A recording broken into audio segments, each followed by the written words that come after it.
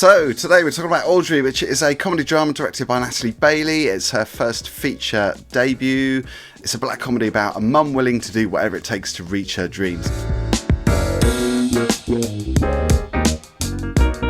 Katherine Ellis and Max are here. Katherine, have you ever been a mum willing to do whatever it takes to fulfil your dreams? Max is nodding.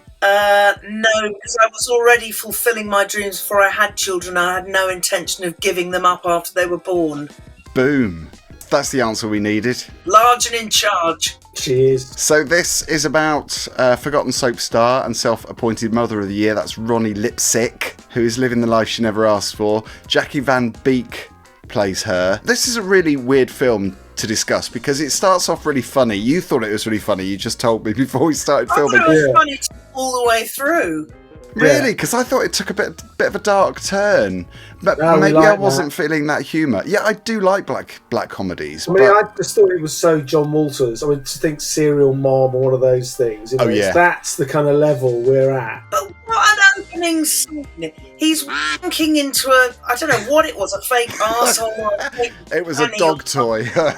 No, it wasn't. It was a fake vagina. It wasn't a dog toy. Vagina. Yeah. So he's basically f***ing himself. It ended up being a dog toy, though. His horrible In the dishwasher. His horrible daughter comes in and then blackmails him, gets money out of him for not telling her mum, and then the dog runs off with it, and then the mum jets it off the dog and says, "Not a toy," and shoves it in the dishwasher.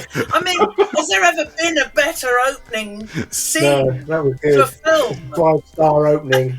That was very funny. I mean, there was a lot of very funny moments in the first half. We'll talk about that second half because it does go a bit weird, but it's quite a strange film, isn't it?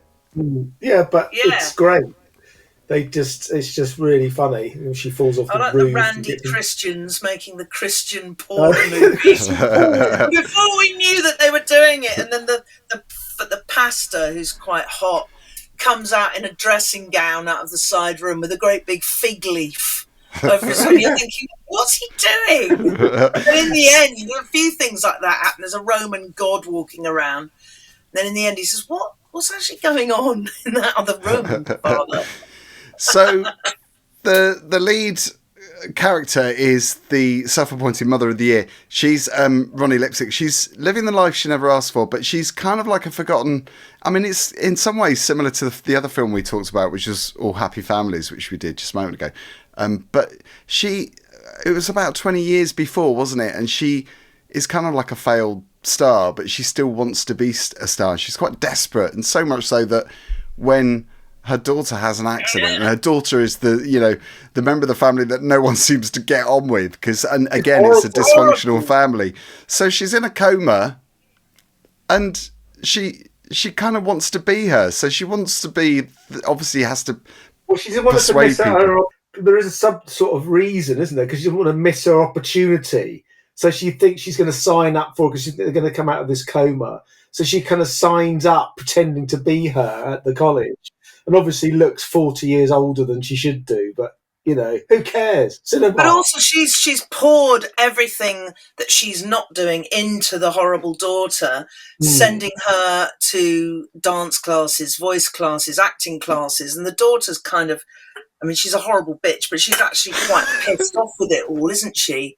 So I suppose when she's actually in a coma, there's nothing to fulfill all that smothering that she's done. The other daughter is getting no help at all with the cerebral palsy daughter. When the other one, the horrible one, is sidelined and in a coma, she gets all the attention and gets do fencing lessons and all sorts of things. The mum and dad start having a fantastic sex life with that weird flat dildo. What's that? They look quite good. I might have to get myself one of those. It looks like it was designed by Elon Musk.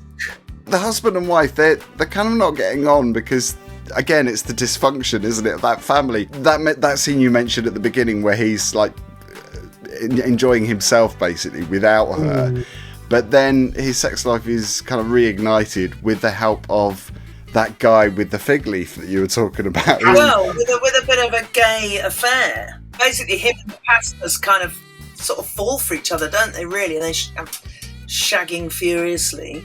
And then he goes home, and he's all like emboldened and, you know, very masculine. He's like takes charge and gives his wife a jolly good seeing to. And at that point, we're thinking, oh, poor woman, he's just had an affair. But of course, later on in the film, we find out that they've always had extramarital partners, and they end up actually having the pastor living with them, don't they? And did you know any of these actors? Because Jackie van Beek has been in What We Do in the Shadows. Jeremy Lindsay Taylor was in Romper Stomper. So, you know, I think, because I didn't recognise any of them, but they've done stuff. So you thought this was funny all the way through. That's interesting, because I didn't. I mean, obviously it had very dark themes, but it was so ludicrous. You know, so basically the daughter comes out of her coma and she comes home, and it's awful for everybody because she's just got a bell and she's ringing it even to pass her water. Bleak cow. That's like me and Jeremy. That's what happens when I want tea or Marmite on toast. I just ring the bell from the bed. Her mother is reaching the climax of her doing this course that her daughter had got a place on, and is in this play. But meanwhile, she's tried to kill her daughter and her boyfriend and make it look like a murder-suicide with rat poison and lemonade. It was so bonkers because everything was like double layers. It was almost like watching a 3D film, you know, where they layer over the colours. I was like, what the hell is going on? It was like a bad Doctor Who episode. And they were all having a lovely time. The pastor had moved in. They were having a threesome. The daughter in the wheelchair was off doing her Paralympic or, you know, training her fencing in a wheelchair. When I saw the poster, I thought, because I thought it was about her. I thought her name was Audrey, but obviously the reason for her and them calling it Audrey is because she's trying to be her daughter. She's pretending to be her. So that was quite interesting. How it wasn't what I was expecting. I don't know. That first scene for me set up the tone of the whole movie. I just thought it was hilarious. You like that Australian sense of humour, and they have got a certain sense of humour. It's just so ludicrous. It was so awkward. I mean, on a major scale, because she's standing there having a conversation with him as he's trying to do away with this thing that he's using, and then the dog ends up picking it up. That was quite funny when the dog walks off with flesh coloured as well. It was very graphic, wasn't it? So, star rating for Audrey then. It's out. Actually, you can get it on digital because it's in UK and Ireland, digital platforms from the 17th of March. From Vertigo releasing. What we're going to go for, and you're not allowed halves on this one. 5. I can't have halves because I would probably have said 4.5. Yeah, there you go. It's the funniest film I've ever seen, but I probably would watch it again. I had a feeling you would like it and you would find it funny. Yeah, it's good. It's good. I just like things like that. Really, I like horrible kind of. Just you're going, oh God, no! Oh really? Like you probably liked Diviney eating that dog turd. Of course I did. You didn't.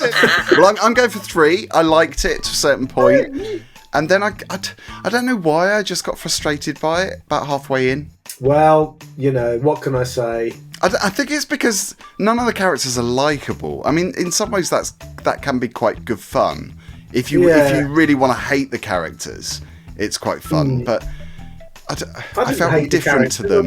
Quite like the only one I hated the characters. The only one that wasn't nice was the daughter. The others were all right. Yeah, just a bit. Do you think they were so selfish though? He was a bit pathetic. She was obsessed and just sort of bonkers. And I think I like the dog the most. I only remember seeing the dog once when it picked up the. So Max is giving it 5. Catherine's giving it 4.5. 4.5. I'm sorry, Phil, but sometimes halves are necessary. I don't think you've got enough stars in this quotient. More. And if you want to go and see Katherine Ellis live, she's playing. Check out the other video for the details because Katherine probably can't be bothered to say it all over again. You can come and see me in Seville for Legends of the 90s. Check my website, katherineellis.co.uk. And Max Ellis is designing T-shirts as well. I don't have to do it because it's too far away from the thing. Oh, that's better. So the other way. Work out which way I can go. Inside out. Oh. bit of flesh as well. Wasn't expecting that. Bit hot under the collar now. Oh, Might have to take my cap off. I'll show you it's on the inside as well because it's bleached. It goes harassment right in the through. workplace. I was made to look at a man's naked torso. Thank you guys for being on this video. We love you, and we'll see you on the next one. Subscribe. Tell everyone, subscribe.